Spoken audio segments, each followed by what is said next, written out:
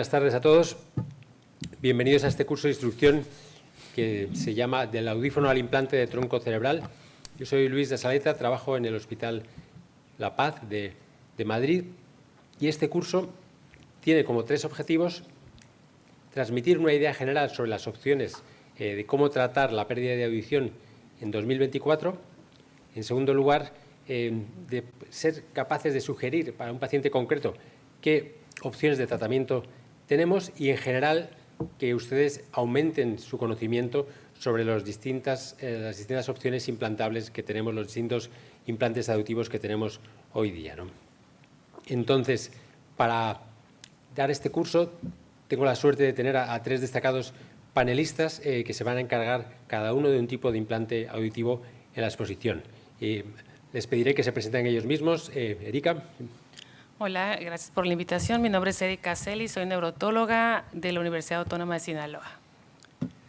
Mario Cernotti, de la Universidad Católica de Córdoba y Universidad Nacional de Córdoba, Argentina. Javier Gavilán, del Hospital Universitario La Paz, en Madrid, con Luis La Saleta. Pues muchas gracias y vamos a empezar. Bueno, ¿hasta qué punto han cambiado las opciones auditivas que tenemos? Es increíble la revolución que ha habido en los últimos años. Si nos remontamos a los años 80, cuando teníamos un paciente en los años 80 con pérdida de audición, en realidad solo teníamos tres opciones. Uno, los audífonos, nada que ver con los audífonos actuales. En segundo lugar, cirugía del estribo, si el paciente lo que tenía era otosclerosis, o la cirugía del oído crónico, que sabemos que los resultados a largo plazo en cuestiones de audición no son especialmente buenos. Años después, en los 90, empezaron los implantes cocleares.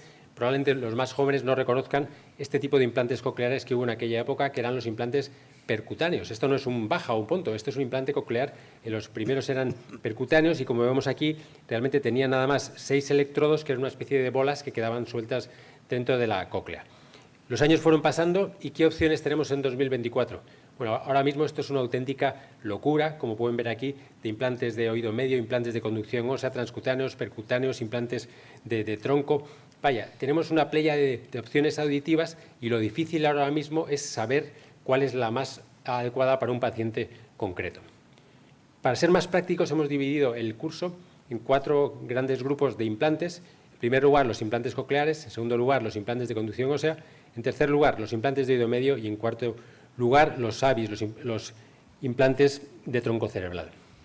Antes de comenzar la exposición, simplemente nos gusta resaltar en este tipo de cursos que los implantes auditivos no son una alternativa a la cirugía o los audífonos. Es decir, en pleno 2024 seguimos teniendo pacientes que pueden beneficiarse de cirugía de oído crónico, de una estapedectomía o de un audífono, y en estos casos ese es el tratamiento que tenemos que darle. Y solo en los casos en los que no podamos utilizar estos dispositivos o el paciente no tenga un buen resultado es cuando recurriremos a los implantes auditivos. Bueno, pues hecha esta distinción, vamos a comenzar hablando sobre los implantes cocleares. Entonces, para ello nos va a contar Erika, y me gustaría que empezara diciendo, Erika, cuáles son las partes que tiene un implante coclear y cómo funciona. Sí, claro que sí. El implante coclear consiste en un procesador, que es este que está aquí, puede ser retroauricular o de tipo botón. Tenemos también el receptor estimulador, que es este de aquí, que contiene a su vez que se codifica la señal para que va a los electrodos. Electrodos puede haber de varios tipos, periomodulares, rectos o de diferentes tamaños. Bueno, y en general yo creo que todos sabemos que los implantes están indicados en las sorderas profundas o las sorderas severas, pero ¿es igual para niños y adultos? ¿Hay indicaciones especiales? Sí, claro que sí. De hecho, si ustedes ven esta diapositiva, encontramos que la indicación habitual es una hipoacusia profunda neurosensorial, severa, profunda, tanto para niños como para adultos. También una de las indicaciones para ambos sería que no hay beneficio con auxiliar auditivo por 3 a 6 meses. La diferencia sería que en los niños se busca que sea un implante coclear bilateral, de preferencia antes de los 4 años. Se puede hacer tanto prelingual como postlingual en niños. En adultos, el implante coclear bilateral es más una indicación especial, al igual que el prelingual. El postlingual es estándar. Y bueno, esta es una indicación diferente, es una indicación relativamente nueva, la FDA la acaba de aprobar, en el cual se implanta en pacientes con hipoacusia unilateral, severa, profunda, unilateral. En este grado, aquí están, en esta diapositiva ustedes pueden ver niños y adultos y podemos ver que ambos pueden ser implantados, obviamente los niños de preferencia con una hipoacusia menos de 12 años, y recordar que el oído contralateral está normal o con hipoacusia leve. Obviamente neurosensorial, y en los adultos lo interesante de ellos no solamente es que puedan tener su implante coclear en el oído severo a profundo, sino que también puede ser tratado para tratamiento de acúfeno, un acúfeno que no responda a ningún tipo de tratamiento, de preferencia por 6 meses. Entonces, esa sería la indicación en adultos, que es muy interesante en hipoacusia unilateral. Muy bien, siguiente. Bueno, tenemos también las indicaciones de hipoacusia simétrica. La hipoacusia simétrica consiste en una hipoacusia severa profunda de un lado y moderada severa del otro. La hipoacusia obviamente severa profunda se adaptaría con un implante coclear y la moderada a severa con un auxiliar auditivo. De esta manera el paciente tendría localización del sonido y también mejoría en la discriminación fonémica. Creo que también puedo pasar yo. Y bueno, una de las últimas indicaciones que también son nuevas es la estimulación electroacústica, y como ustedes ven aquí, en la mitad de la diapositiva tenemos un audiograma en el cual tenemos preservación de las frecuencias graves, puede ser hasta moderada de preservación, y tenemos una caída con una hipoacusia profunda en frecuencias agudas. ¿Esto qué significa? Que podríamos nosotros estimular las frecuencias graves con un auxiliar auditivo y las frecuencias agudas con un implante coclear. Esto hablaría de que tienes que tener una técnica traumática al momento de introducir el implante para no dañar las frecuencias graves. Otra de las indicaciones, esta es una indicación de urgencia para poner un implante coclear. ¿Qué significa esto? Bueno, resulta que una vez que un paciente tenga meningitis, podrá tener osificación, fibrosis. Esto puede ocurrir inclusive de 4 a 6 semanas después de la meningitis. Se pueden hacer revisiones con resonancias y con tomografías. ¿Y por qué es importante? Porque una vez que hay osificación no puede entrar completo el implante coclear, entra parcialmente los electrodos, lo que impacta el beneficio del paciente, y por eso se hace lo más pronto posible. En otras indicaciones tenemos también cuando hay una cóclea malformada, obviamente también eso tiene que ver con el paciente, ver las expectativas, porque se tiene que analizar el caso, se tiene que ver qué electrodo para cada paciente y cuáles son los riesgos de ponerlo en estos casos. Pues sería, uno es el Gaucher, que es pues el líquido cefalorraquídeo que puede salir al momento de hacer el implante, y la otra es un daño al nervio facial. O sea que realmente hay muchas indicaciones e incluso indicaciones nuevas, ¿no? Pero ¿puedes explicarnos un poco cómo es en general la cirugía del implante coclear? Claro que sí. Se hace una mastodiectomía convencional, como ustedes ven aquí, se hace una timpanotomía posterior, que es esta de acá.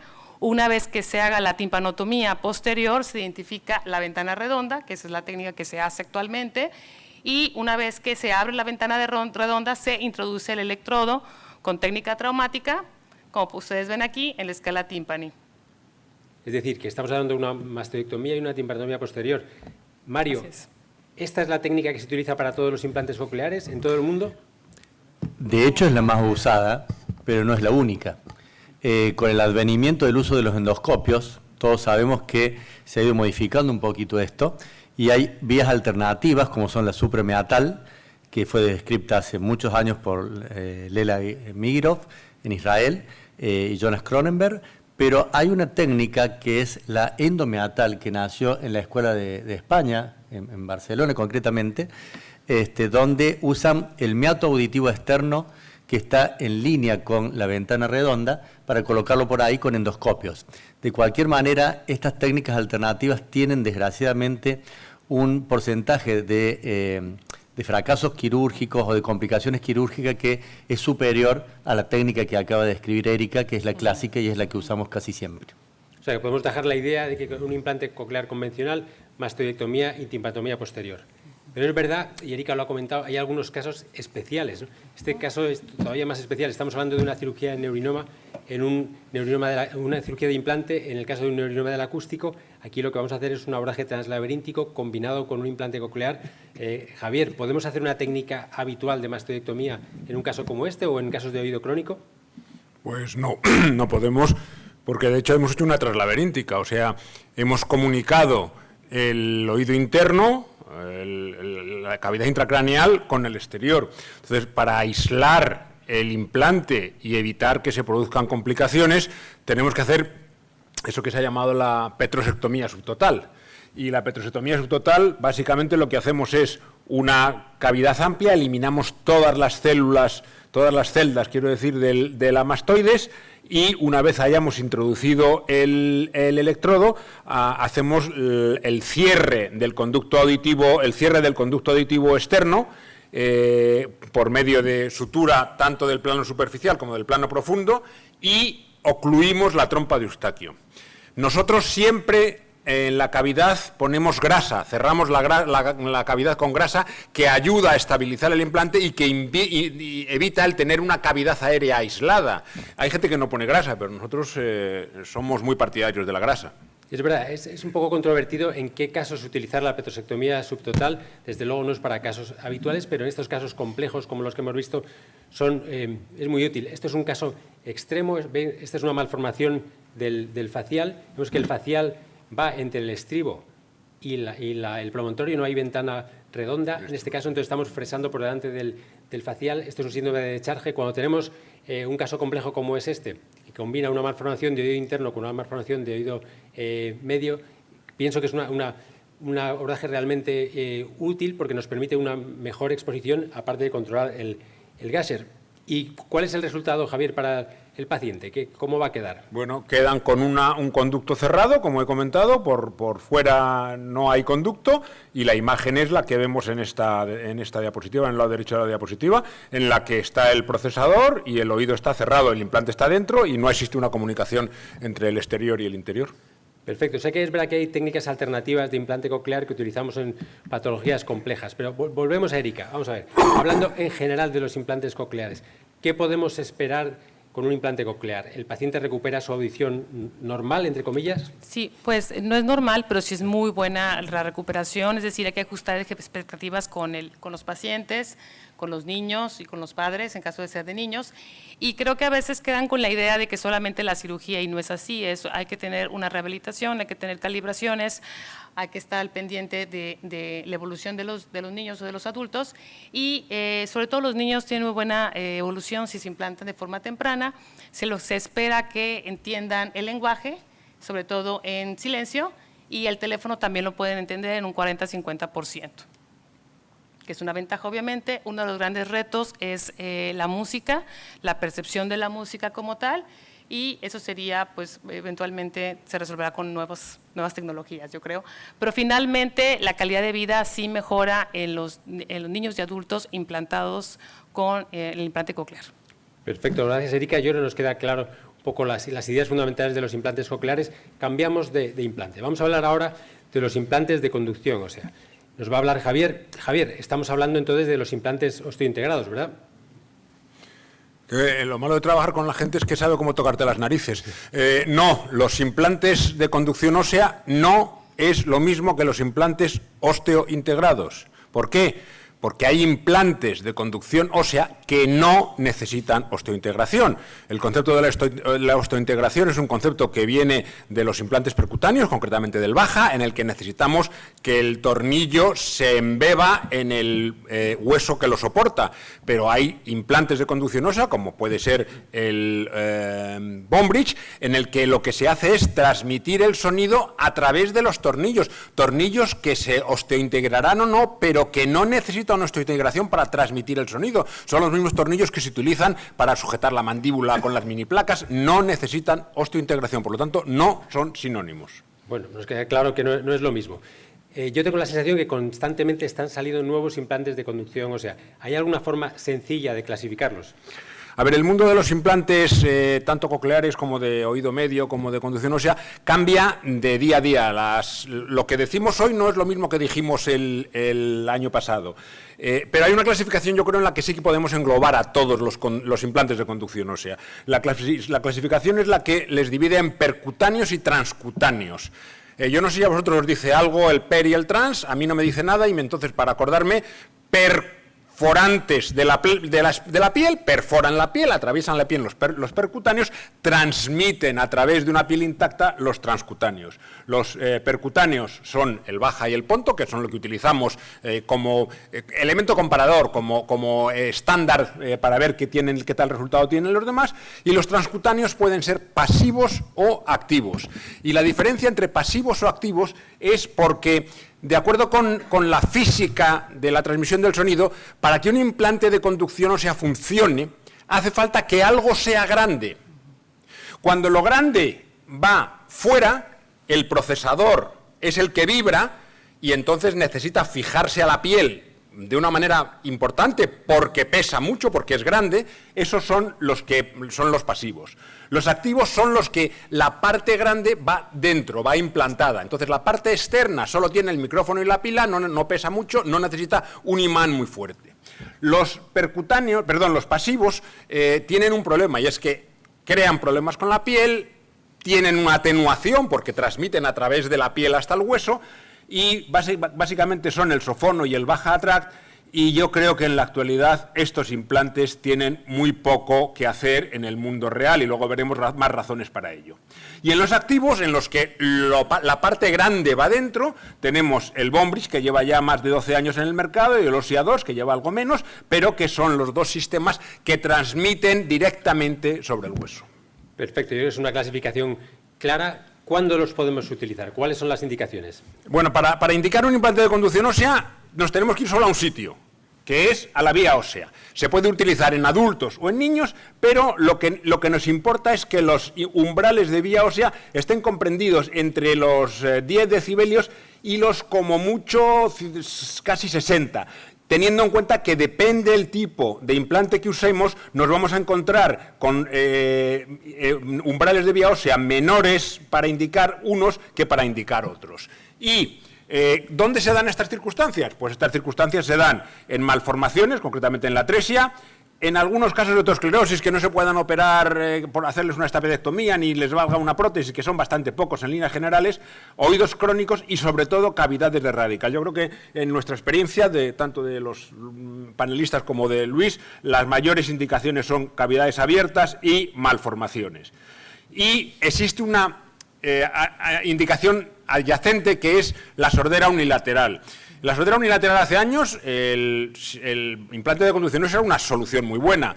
Hoy en día yo creo que se ha visto reemplazado por los implantes cocleares, y realmente la utilidad que tiene hoy en día un implante de conducción ósea en una sordera unilateral es un tanto marginal. Se puede usar, pero es una indicación un tanto marginal. Y por último, el implante de conducción ósea se puede poner unilateral o bilateral.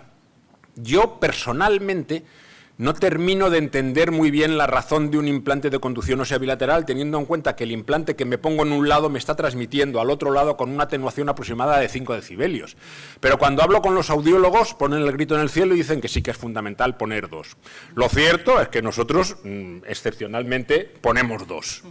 O sea que es verdad que tenemos indicaciones muy claramente establecidas y algunas son un poco más controvertidas, como la sordera unilateral o esta situación bilateral. A ver, estamos hablando todo de implantes quirúrgicos. ¿Hay algún dispositivo, como había en tiempo las gafas óseas, algún dispositivo no quirúrgico que sea bueno desde el punto de vista de la conducción ósea? Lo hay en la gráfica de indicaciones que hemos puesto antes. Hay un primer nivel en el que podemos recuperar la audición con un sistema de vibración que no necesita cirugía, que se coloca con un adhesivo en la mastoides y se pone sobre él el implante. No tiene presión porque está pegado, no tienes que hacer fuerza como con una banda o con unas gafas. El propio sistema, la propia pegatina, el adhesivo es el que transmite, y con eso consigues los mismos resultados que con los pasivos transcutáneos y no tienes que hacer cirugía.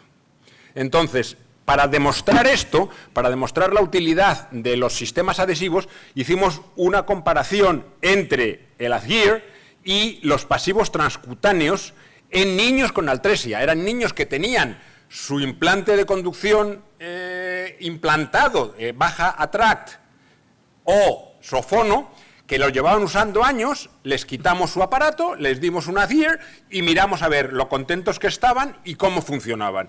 Y descubrimos que no existen diferencias significativas ni en silencio, en la discriminación verbal, ni en señal ruido 5 decibelios, ni en señal ruido 0 decibelios. Es decir, tanto los pasivos transcutáneos como los adhesivos dan una respuesta, producen unos resultados similares. Es decir, conseguimos los mismos resultados operando que poniendo una pegatina. Pues vosotros me diréis si queréis operar o poner, a vosotros queréis operar, ya lo sé, pero si queréis que a vuestro paciente o a vuestro hijo o a vosotros os operen, os pongan una pegatina para tener el mismo resultado. Es decir, yo creo que hoy en día estamos en el canto del cisne, estamos en el final de los sistemas pasivos transcutáneos. Totalmente de acuerdo. Pero vamos a volver a los quirúrgicos. Háblanos un poco de los distintos dispositivos y la cirugía que requieren.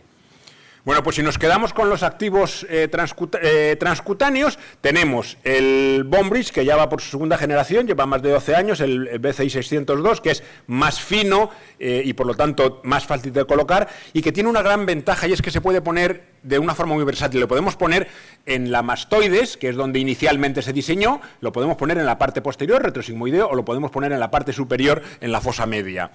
Acordaros que una de las indicaciones fundamentales de este implante son las cavidades de radical.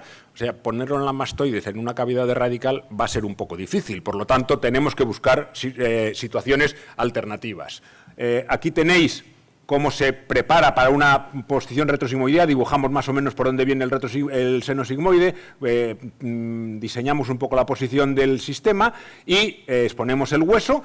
Se hace una craniotomía pequeñita, o sea, esto no es un abordaje retrosigmoideo, esto es hacer un agujerito en el hueso detrás de la mastoides.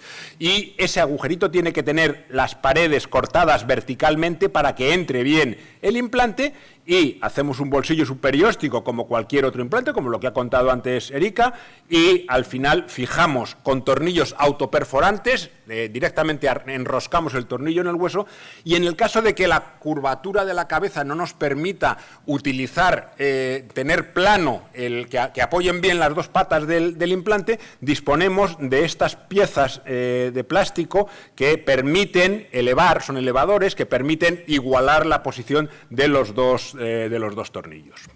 El segundo sistema que tenemos, como mencioné al principio, es el Ossia 2, que lleva menos tiempo en el mercado. En la ventaja del Bone-Bridge, una de las ventajas que tiene el Bone-Bridge es que esta parte, la transición, es doblable, tanto en el plano horizontal como en el plano vertical, para ajustarla a la posición de la cabeza. La desventaja que tiene el Ossia es que es una pieza monolítica que entra y hace efecto muelle dentro de la cabeza, pero tiene una gran ventaja, una vez que le hemos introducido en el bolsillo subperióstico, tiene una gran ventaja, que es que la cirugía es muy fácil. La cirugía es la cirugía del Baja. Hay que poner un tornillo como se pone en el Baja. Nada más, no hay que hacer nada más. Se coloca el tornillo, hay que esperar a que se integre el tornillo, porque este sí que es osteointegrado. Introducimos el implante. El problema es que esta zona es rígida, no es rígida, es flexible, pero no es doblable, no es maleable. Y le fijamos con un tornillo, que a mí es otra cosa que tampoco me termina de convencer, porque aunque aquí no se hace presión, la presión se hace aquí es donde se coloca el procesador del sonido, el micrófono. Esta zona va a sufrir los movimientos que se transmitan a lo largo de este eje y estando en el aire con un solo tornillo, tenemos que ver cómo evoluciona con el paso del tiempo. Y por último, cuando necesitamos más potencia, tenemos los percutáneos, que son el Baja y el Ponto, básicamente, que son muy fáciles de poner quirúrgicamente. En la época inicial, veis que este es un caso al que le hemos tenido que reponer otra vez el Baja, pero en la época inicial se hacía una incisión, un abordaje con dermatomo quitando el tejido subcutáneo. Era una cirugía que era incomodísima de hacer y hoy en día se hace simplemente con un punch, un agujero y se coloca el tornillo. A mí los percutáneos no me gustan. A mí no me gustan porque a mis pacientes no les gustan, porque a nosotros no nos van bien, porque dan problemas con la piel. En los climas cálidos y húmedos, los sistemas percutáneos funcionan regular.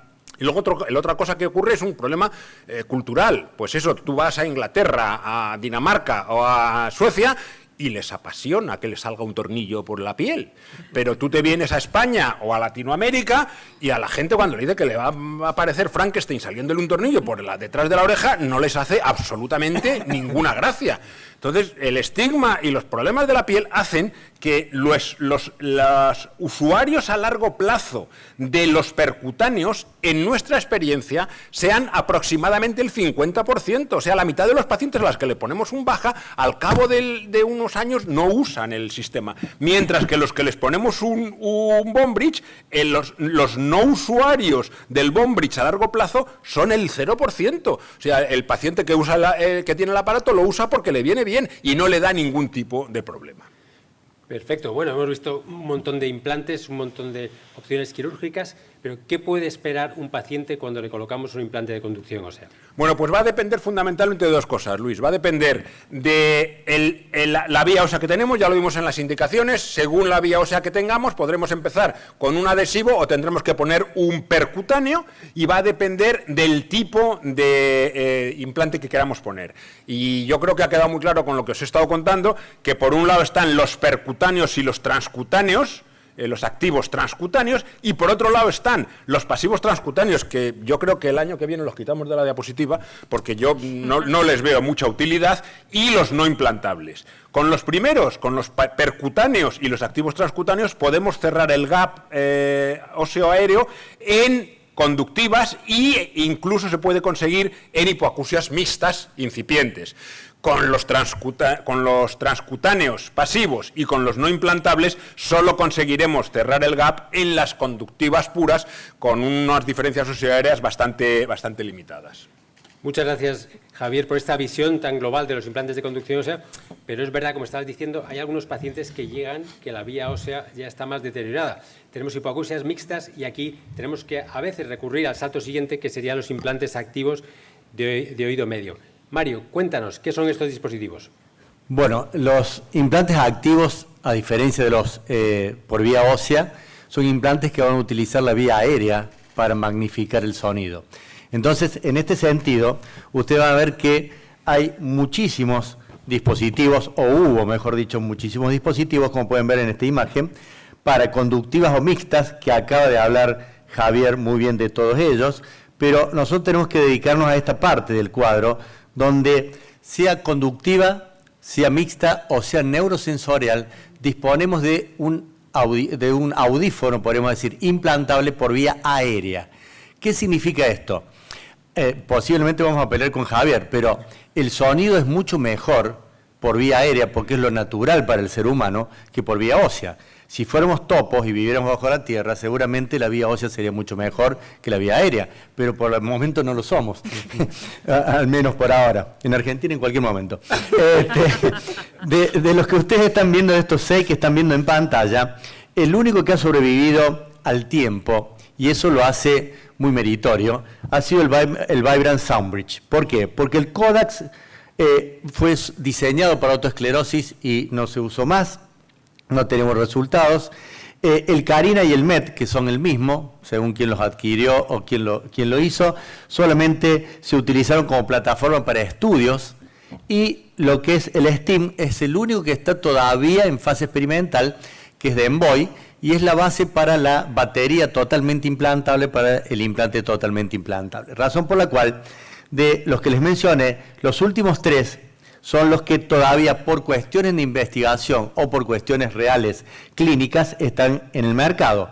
El único que está en todo el mundo disponible es Vibrant SoundBridge, que es electromagnético y que posee, como ustedes están viendo, un magneto, una parte que va adherida al hueso o anclada al hueso con 2 tornillos y es muy fácil de poner, y en la punta tiene un dispositivo que se llama FMT. FMT significa Floating Mass Transducer, traductor de masa flotante. No es más que un campo magnético donde hay un elemento metálico que vibra entre ambos y genera una frecuencia especial para magnificar el sonido. Bueno, aquí sí que es verdad que ha habido bastantes cambios, estos son los que nos quedan, pero realmente, ¿cuándo están indicados estos dispositivos? Luis, como les dije al principio, hay para los 3 tipos de hipoacusia indicaciones.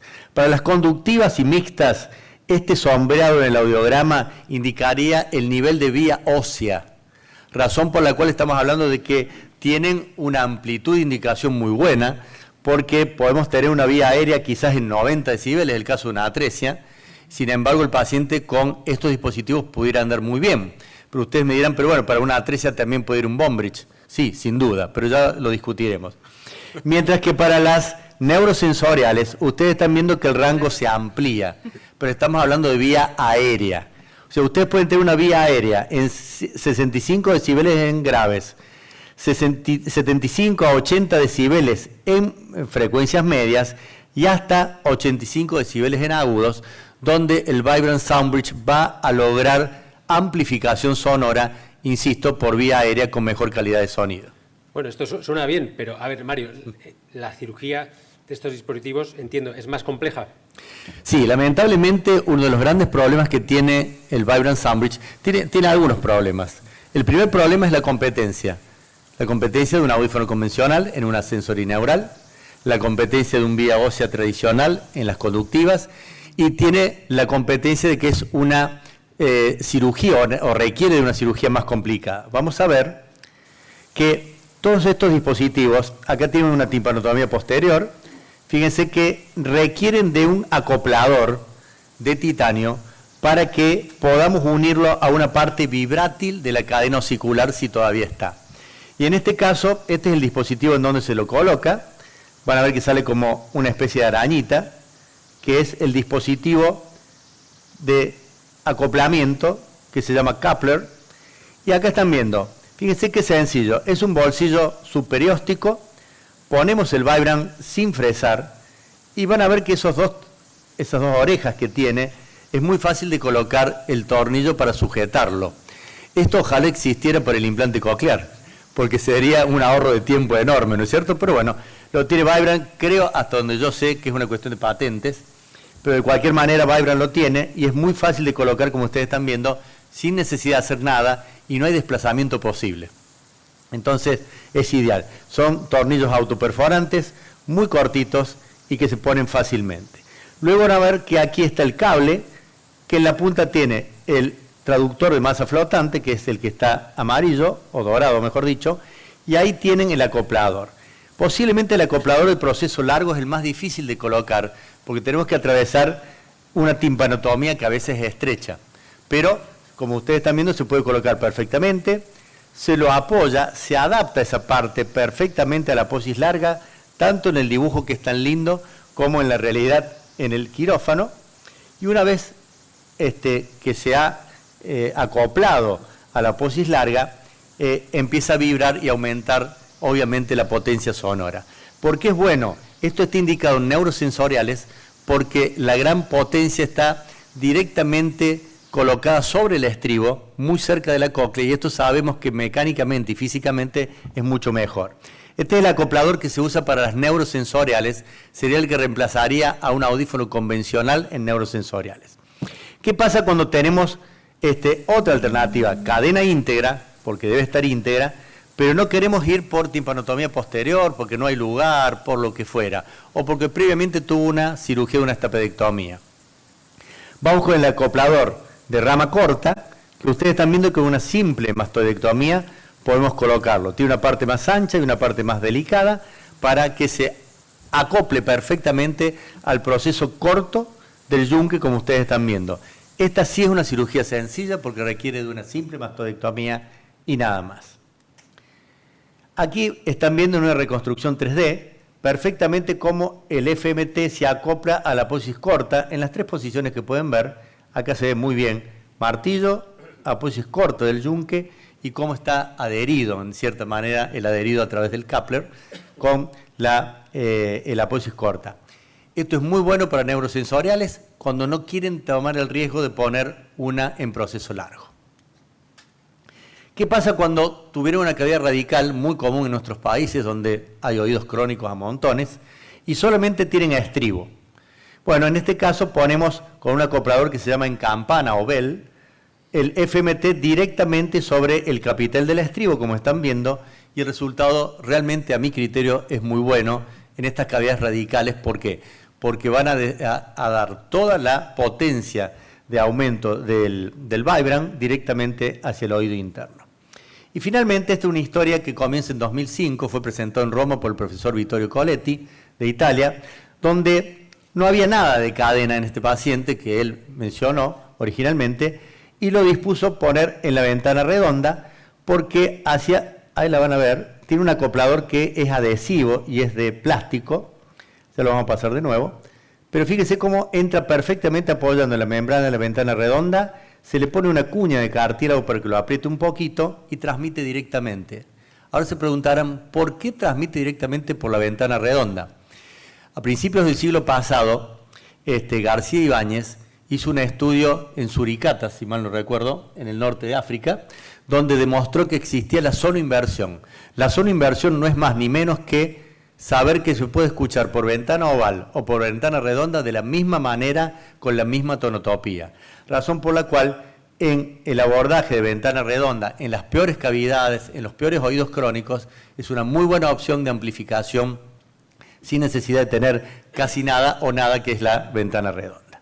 Claro, gracias Mario por, digamos, todas esas opciones quirúrgicas, pero ahora me gustaría saber qué podemos esperar, qué resultados podemos esperar con nuestros implantes, diferenciando, como has explicado, la opción de hipoacusias de transmisión o mixtas y las hipoacusias neurosensoriales. Bien, aquí tienen una revisión sistemática, fue la primera que se hizo. Fíjense que todos estos trabajos demuestran que Vibram tiene una amplificación cercana a 30 decibeles de ganancia, razón por la cual es muy buena opción. Pero este es más interesante a mi criterio. ¿Por qué? Porque el gaño funcional, iba a decir, ¿no? La ganancia funcional, ustedes pueden ver en la barra negra o oscura con respecto a la otra, son pacientes que tenían su Vibram colocado, le sacaron la parte externa y le pusieron el audífono. Y en todos estos trabajos, salvo en este de saliva o saliva, van a ver que el Vibram gana al audífono convencional en promedio por más de 20 decibeles de ganancia. Razón por la cual tienen dos grandes ventajas: mejor amplificación en neurosensoriales, sonido natural, y no tienen oclusión producto del audífono convencional. Ahora, cuando nos movemos hacia las conductivas puras, este es un trabajo que me invitaron a hacer hace muchos años en Centro Europa, en atresias aurales, nos encontramos con que la ganancia funcional es aún mayor, porque estamos hablando de 30 decibeles y acá estamos hablando casi de 40 decibeles en las conductivas puras. Para fortalecer esta idea, este es el famoso white paper publicado en 2021, donde ustedes están viendo que con Vibram la ganancia funcional está cercana a los 34 decibeles, como habíamos dicho, o sea, es una ganancia excepcional. Y la discriminación de palabra a 65 decibeles pasa de un escaso 15% a un magnífico 75-76%, 79% en el promedio, que significa que este tipo de audífono por vía aérea es una muy buena opción para estos pacientes. ¿Por qué no son entonces tan populares estos dispositivos? Mario, explícanos, con estos resultados tan buenos, ¿cuál es el problema? Muestro que tenemos un Ferrari, pero nadie lo quiere usar. Esto sí que es difícil de entender. Bueno, esto es una opinión muy personal. En nuestros países hay ciertos problemas que todos los conocemos, y hablo en los países de habla hispana en general, y me sumo a los colegas de habla portuguesa. En general, a mi criterio es por la falta de conocimiento de este tipo de prótesis, porque implican una cirugía más complicada, como ahí dice. Uno siempre quiere hacerlo lo más simple posible para evitar problemas que los hemos tenido. Yo admito que he tenido problemas como parálisis facial o paresias faciales, porque en las atresias antes los hacía mucho, ahora ya no, pongo los de vía ósea, pero lo hacía. Y el tema del costo. El costo no es el mismo que un audífono convencional, pero tampoco es el mismo resultado que un audífono convencional. Razón por la cual, sobre todo en países como los nuestros, que hay mucha atresia y mucho oído crónico, ya operado más de una vez, con timpanoplástia fallada y todo eso, yo creo que hay que darle una oportunidad al paciente de que pueda probar esto, porque realmente es una muy buena opción. Muchas gracias, Mario, por esta visión de los implantes de oído medio. Hemos visto cocleares de conducción ósea de oído medio y ahora vamos a dar ya un salto al último escalón, a aquellos casos en los que ya o no tenemos cóclea, no tenemos nervio coclear y tenemos que recurrir a los ABI, a los implantes de tronco cerebral. A ver, esto, aunque lo contemos como novedad, en realidad lleva muchísimo tiempo descrito. En realidad lo escribieron en 1969 Haus y Hitzelberger, o sea, estamos hablando casi de los tiempos del implante coclear. Y de hecho, el principio es el mismo que el del implante coclear. La gran diferencia es que en vez de estimular eléctricamente la cóclea, o sea, el nervio auditivo desde la cóclea, lo que vamos a estimular es directamente el núcleo coclear colocando el implante en el receso lateral. Para esto, la gran diferencia es que la guía de electrodos, en vez de ser recta, es como una especie de pastilla plana en el que vamos a tener todos los contactos activos en uno de los lados. Y el abordaje va a ser o bien un abordaje translaberíntico que utilizaremos muchas veces cuando esto lo hacemos en pacientes con NF2 para quitar el neurinoma y colocar el implante, y sobre todo cuando lo hacemos en niños con sorderas congénitas vamos a utilizar, como en este caso, un abordaje retrosigmoideo. Esto es un abordaje retrosigmoideo derecho, aquí tenemos el tronco cerebral, el flóculo del cerebelo y este es el noveno par craneal. Esta es la estructura anatómica básica que nos va a servir para la cirugía, lo vemos mejor aquí, está pulsando el líquido, este es el noveno par craneal, es el que nos va a llevar justo al agujero de Luska, en el receso lateral. Vamos a tener que retraer suavemente el cerebelo para encontrar aquí este agujero de Luska y una vez que lo encontramos vamos a colocar ahí la guía de electrodos que, como digo, es plana y tiene los contactos activos hacia adelante. Vamos a introducirlo. Aquí hay muchas menos referencias anatómicas, es más difícil encontrar el sitio adecuado y tenemos que basarnos en la respuesta electrofisiológica durante la cirugía. ¿Cuál es el problema de los implantes de tronco? Que los resultados son mucho más variables. Es verdad que se llegan a conseguir sensación auditiva en el 80%, pero muchas veces lo que conseguimos simplemente es el apoyo de la biolectura.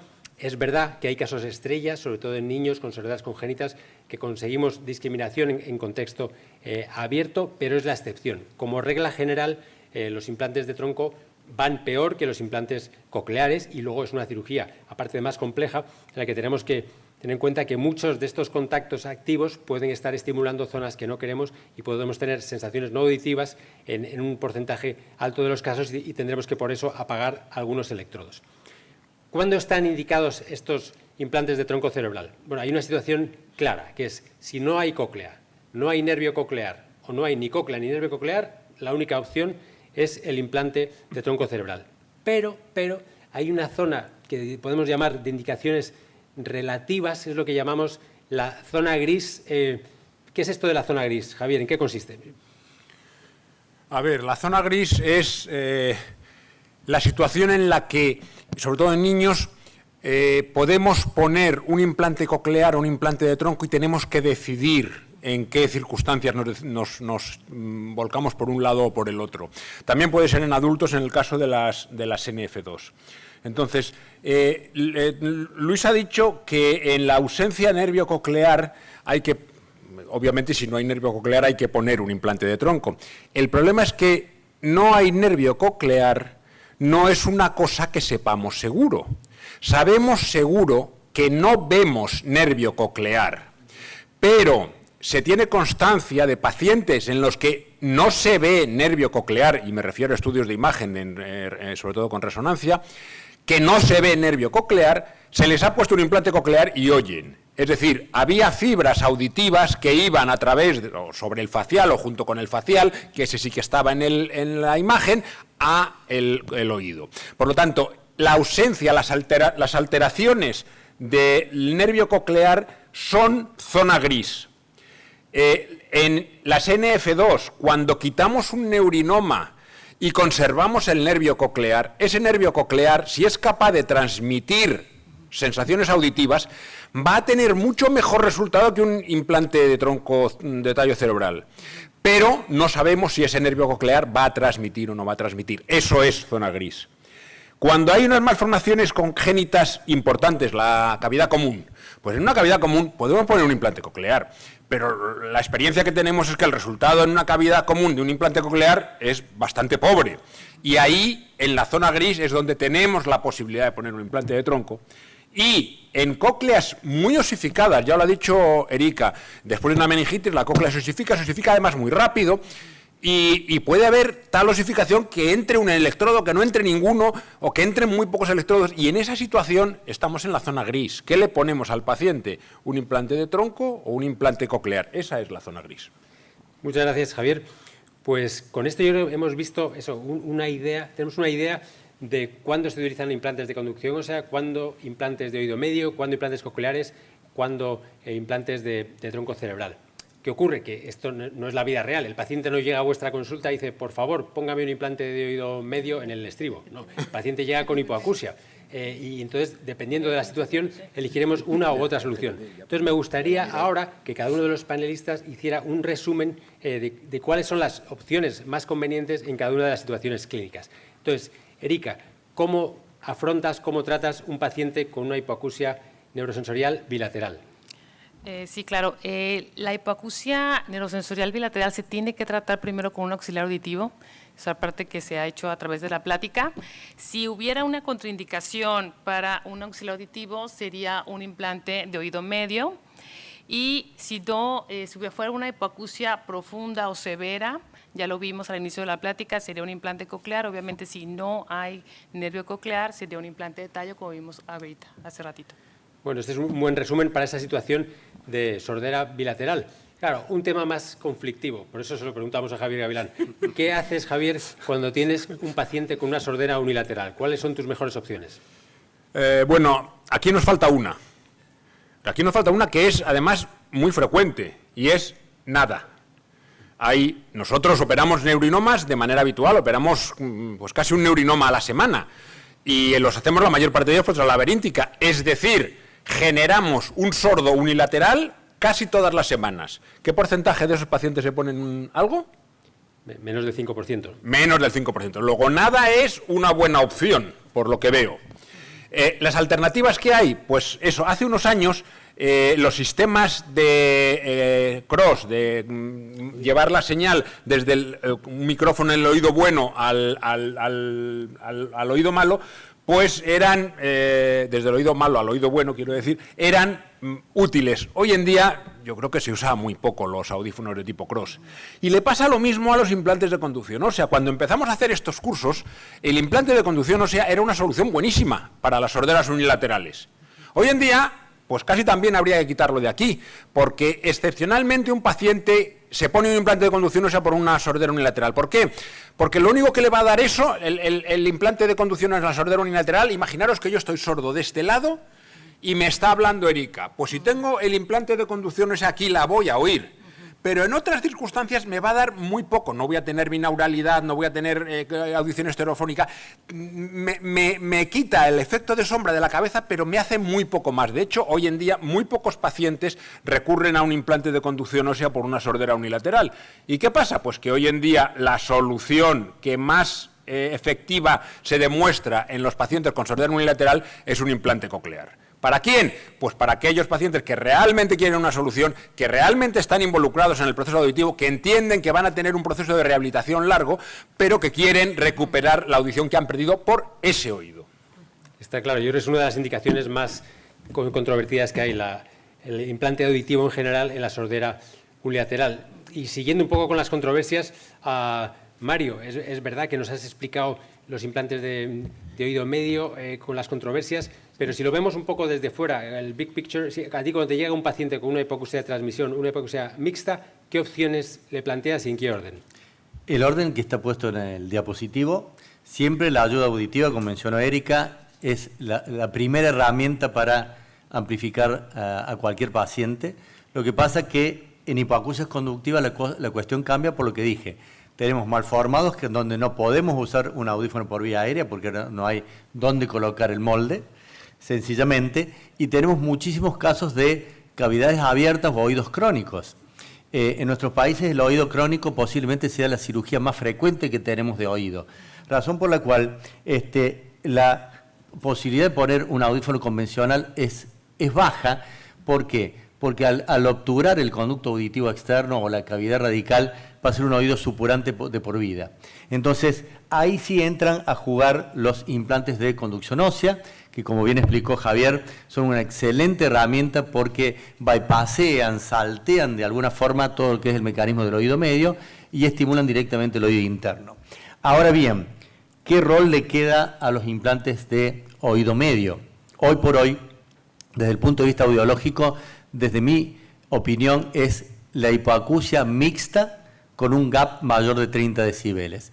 Esos pacientes que se operaron de autoesclerosis y por alguna razón no les fue bien y uno tiene miedo de volver a operarlos en una cavidad radical donde necesariamente si le pongo un audífono convencional va a volver a supurar y ni que hablar en una atresia, pero siempre prefiriendo primero el de dispositivo de conducción ósea que el de activo. Con lo cual vemos que al final esto no es tan sencillo. Hemos visto un poco a lo largo del curso del BRAC que desde el puro audífono hasta el implante de tronco cerebral, realmente hay un mundo de opciones y al final, pues incrementando este conocimiento con estos cursos, tenemos la opción de seleccionar la herramienta más correcta para cada uno de nuestros pacientes. Quiero terminar este curso anunciando otro curso, un curso de parálisis facial. La parálisis facial es una posible complicación de los dispositivos que hemos visto. Afortunadamente es algo muy poco habitual, pero aprovechando la situación, anunciamos que vamos a realizar justo en un año, en septiembre del 25, hay un error ahí, es en septiembre del 24-27 de septiembre del 25, la International Facial Nerve Symposium en Madrid, al cual están todos invitados. Así que quiero terminar solicitando un aplauso para los panelistas y estamos abiertos a preguntas. Muchas gracias. Tenemos tiempo para preguntas. Sí, por favor.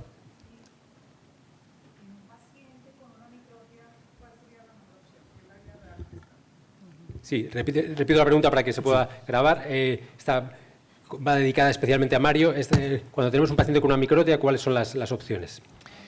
Yo creo que antes de los 5 años, que es cuando esté indicado oficialmente por nuestras agencias regulatorias, la primera opción sería un adhere, como mencionó Javier, o sea, estimularlo cuanto antes, sea uni o bilateral. Y una vez que lleguemos a los 5 años y con el consentimiento de los padres, obviamente, yo pasaría una vía ósea. El vía ósea implantable porque le va a dar una estimulación permanente y muy buena. Yo creo que deberíamos olvidarnos, yo fui un fanático de la cirugía de atresia, de la atresioplastia, porque me parecía el desafío más hermoso que existía. El desafío era muy lindo para mí, pero para el paciente era un dolor de cabeza y para la familia ni les cuento, porque la restenosis, los problemas de la piel del conducto, colesteatomas que no tenían y que yo les inserté seguramente, es un problema. Y la ganancia funcional de 20 y pico de decibeles con el tiempo empieza a ser cada vez menor porque se rigidiza de nuevo la cadena. O sea que directamente hoy iría por uno de conducción ósea sin complicarme la vida. ¿Más preguntas? Sí.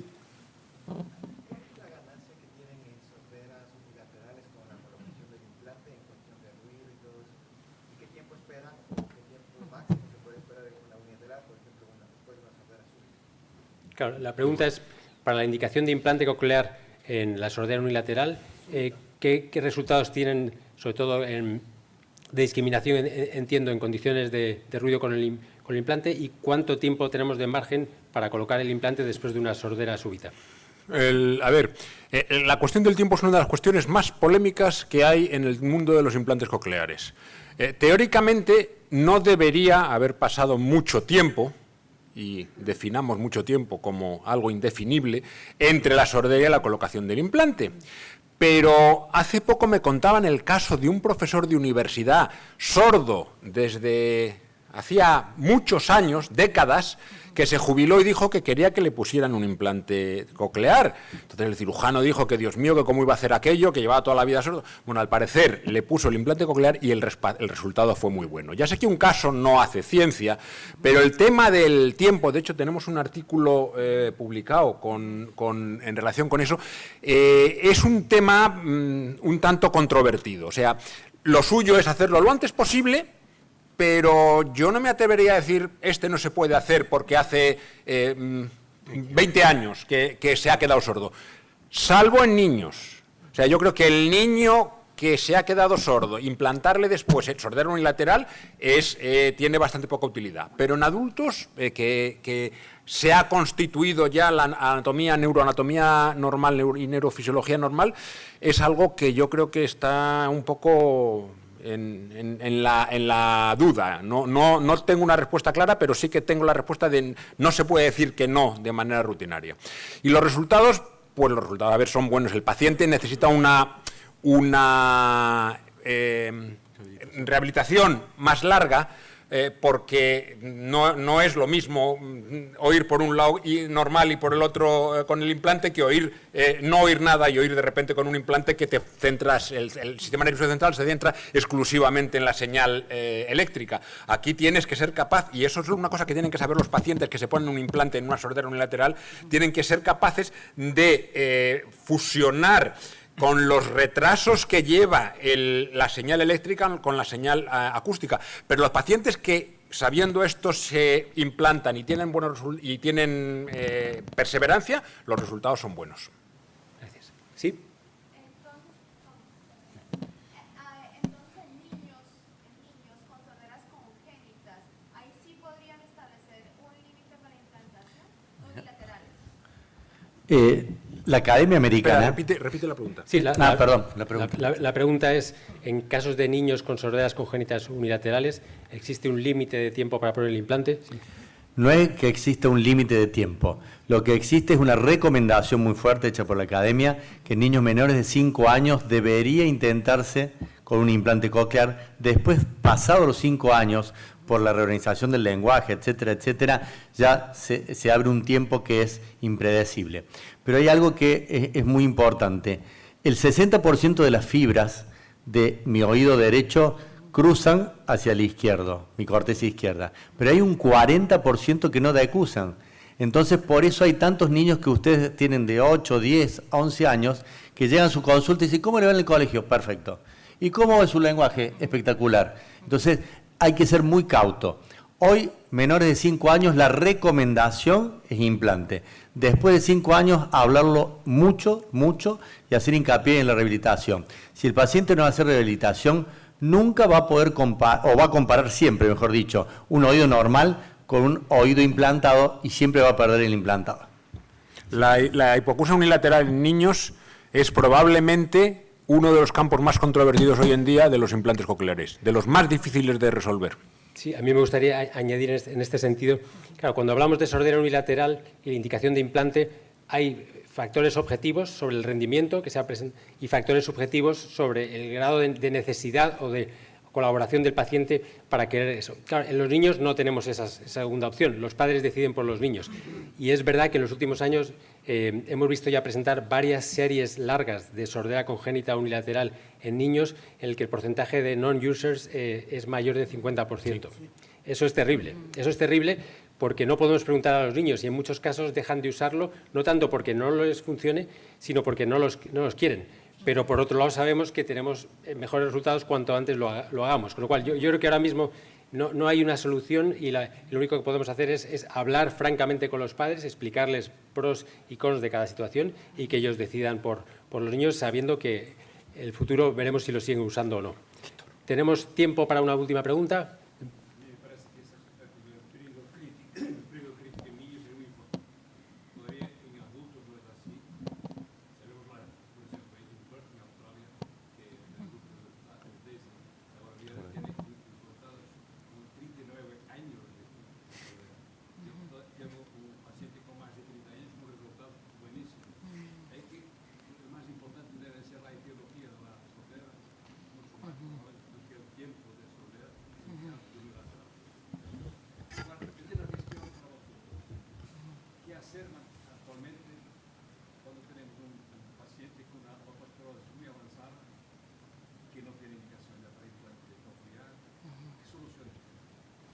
La pregunta es, cuando tenemos un paciente con otosclerosis avanzada que todavía no entra dentro del rango auditivo como indicación para el implante coclear, ¿qué soluciones tenemos para este paciente? Audífono, esta pedectomía o implante coclear. Antes. Sí. Antes del implante coclear, audífono o la primera un audífono, como toda la vida en un paciente. O estapedectomía con colocación de implante activo de oído medio en el mismo tiempo. Sí, esa sería una opción. Sí. Sí.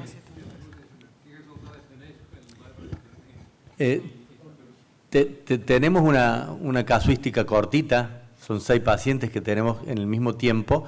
Los resultados realmente son muy buenos porque la estapedectomía cierra el gap y la caída, ósea, neurosensorial, es amplificada por el Vibram. Razón por la cual es una muy buena alternativa, como sí también sería hacer una estapedectomía y posteriormente equiparlo con un audífono convencional. Perfecto, nos hemos quedado sin tiempo. Muchísimas gracias por su asistencia y muchas gracias de nuevo a los panelistas. Gracias.